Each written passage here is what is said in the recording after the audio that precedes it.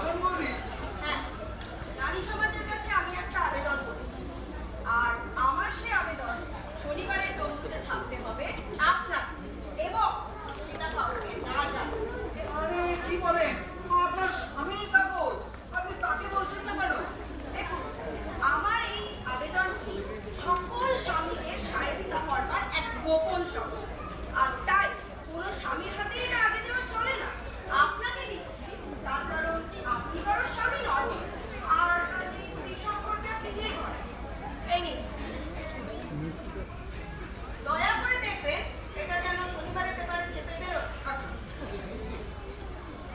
আর হ্যাঁ, হ্যাঁ। স্মল পাইকার নয়, পাইকার এন্টিকে। ও আচ্ছা আচ্ছা। আপনি চা খাবেন? না না না না। বসুন।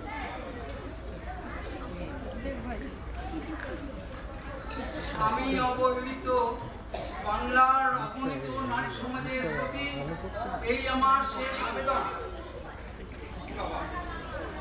ইনস্টিটিউটের এই বার্ষিক বিবরণটি দংশনরূপ মরণাস্ত্রে, হ্যাঁ, যে মূল্যবান ইঙ্গিতটি দিয়াছে তাহা কাজে লাগাইতে হইবে। মানে স্বামী বস হয় কিনা জানি না, তবে দংশনে যে হইবে তাহাতে সন্দেহ নাই।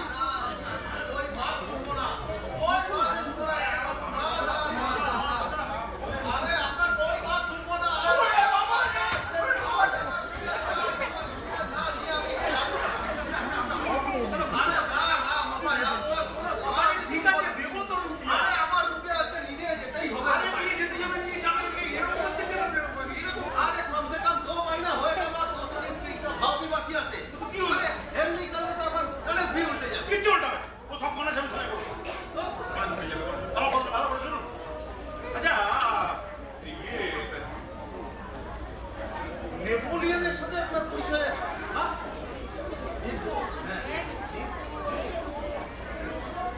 না বাবা, ও কালীনারায়ণের সাথে আমার একটা ব্যবসা আছে। লেকিন কি বললেন, নেপোলিয়নের সাথে তো আমার কোনো কারবার নাই। এই না, ব্যাটলা ব্যাটলা নেপোলিয়নের বললেন বিরাট বড় একটা কারবার আছে। আর একটা কথা, জীবনে দুটো মানুষ কোনোদিন না বলে, এক হচ্ছে ওই নেপোলিয়ন, দুই হচ্ছে আমি। দেখুন না, আমি বলছি না, আমাদের যে হেড কম্পোজিটর আছে না, নৃসিংহ সিংহ, হ্যাঁ হ্যাঁ, মানুষ কামড়াচ্ছে। হ্যাঁ ব্যাপারে যাদের কামড়াচ্ছে তাদের ওই পাঁচতন ইনস্টিটিউটে চিকিৎসা হচ্ছে। আর কি বলবো, মানে আর সকালে কাগজে নিউজটা পড়লাম, আপনি 25 আদমি কামড়েছে। এই তো আমাদের হেড কম্পোজিটর নৃসিংহ সিংহ। হ্যাঁ, যাদের কামড়াচ্ছে তাদের তো চিকিৎসা হচ্ছে।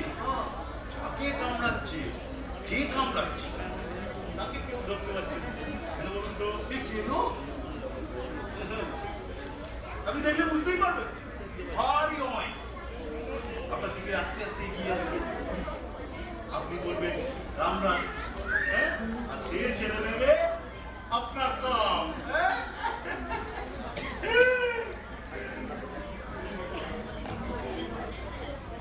রাম বাবু, রাম রাম।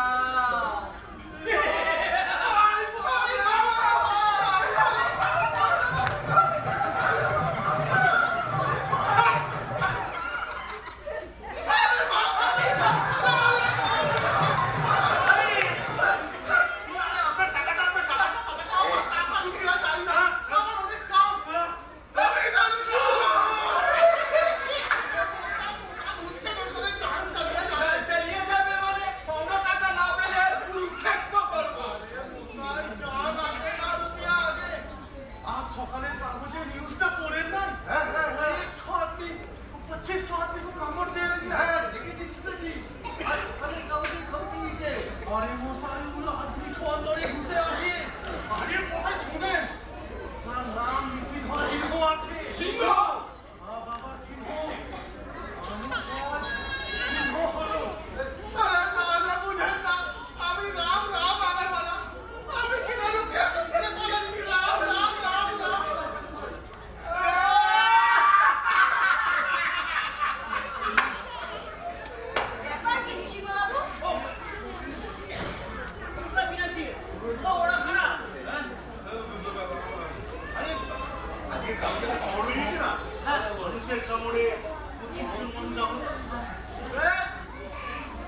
এই খবরটা আমার আগে হেভি কাজে লেগেছে, বুঝলে না?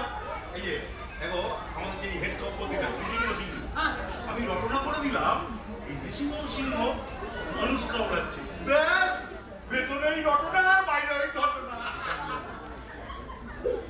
এই তোমার মুখটা শুকনো শুকনো লাগাচ্ছিল না?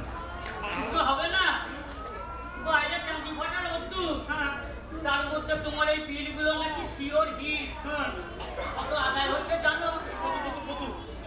5000-এর মধ্যে মাত্র 500।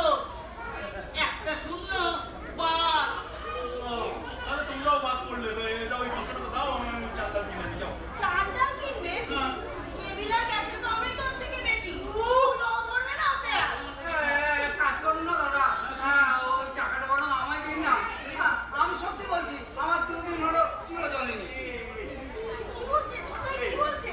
তুমি তো এতদিন সহ্য করলে, তুই যদি সহ্য করো না, কথার খেলাপ করবেন না স্যার। চুপ! আগে এডিটর না আগে কম্পোজিটর? কি বলো বিলম্ব? কি? হ্যাঁ।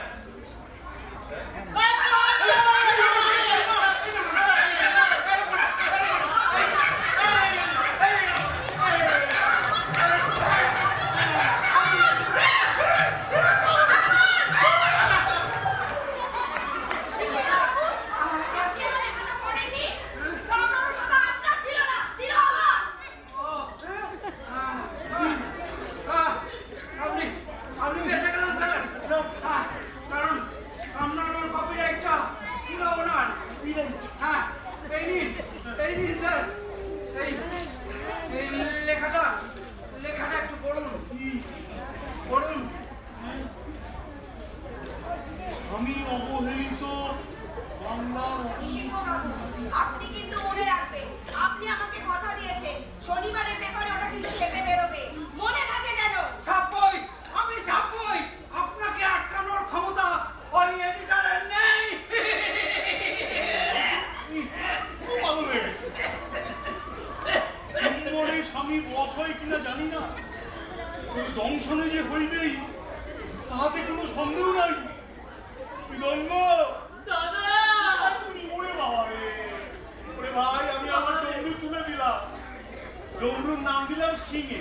ফকো ফকো, এবার ফকো ফকো।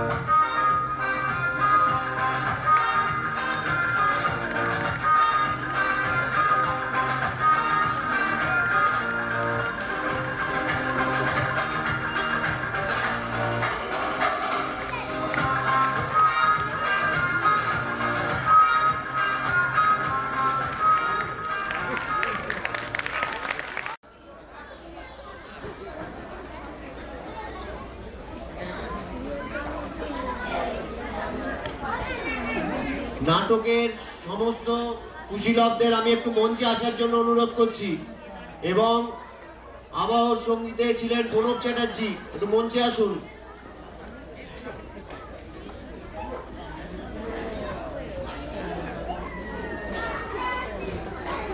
সঞ্জয় ঘোষাল আমাদের সভাপতি, উনি আমাদের মধ্যে উপস্থিত আছেন, ওনাকে একটু মঞ্চে আসার জন্য অনুরোধ করছি। নাটকের কুশীলব যারা আছেন তাদের সকলকে আমাদের সম্মাননা জানানোর জন্য। শরৎ সদনে আগামী বছর 27শে এপ্রিল আমাদের পরবর্তী সায়নিকা উৎসবের সমাপ্তি অধিবেশন হবে। আমরা এখনই ঘোষণা করে দিলাম 27শে এপ্রিল আমাদের এই অনুষ্ঠান হবে রবিবার। আর একটি ঘোষণা, ছাত্রছাত্রীরা কেউ যাবেন না, তারা আমাদের সাথে দেখা করে তারপর যাবেন। আর শরৎ সদনের কর্তৃপক্ষ যে কোনো একজনকে একটু আমরা মঞ্চে আসার জন্য অনুরোধ করছি। প্রথমে নাটকের সকলকে সম্বর্ধনা দিচ্ছেন সঞ্জয় ঘোষাল।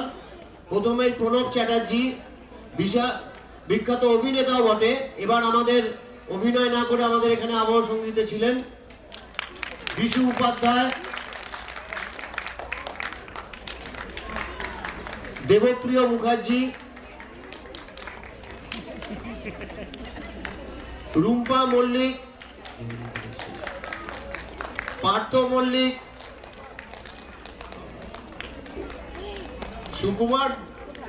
সুকুমার বিশ্বাস, সমীর দত্ত এবং অভিনেতা ও পরিচালক কৌশিক কুণ্ডু। সকলকে আমাদের অভিনন্দন। আসছেবার আবার হবে। এবার আমরা একটু সরস সদনের পক্ষে যিনি আছেন একটু মঞ্চে আসবেন।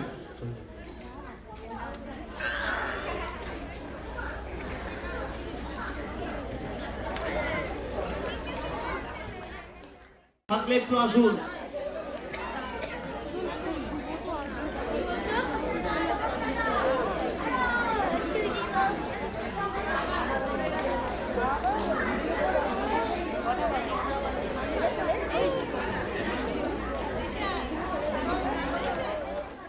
অনুরোধ করছি আমাদের সম্পাদক অপর সম্পাদক রাজু ওরাওকে সরস সদন কর্তৃপক্ষকে সম্বর্ধনা জানানোর জন্য।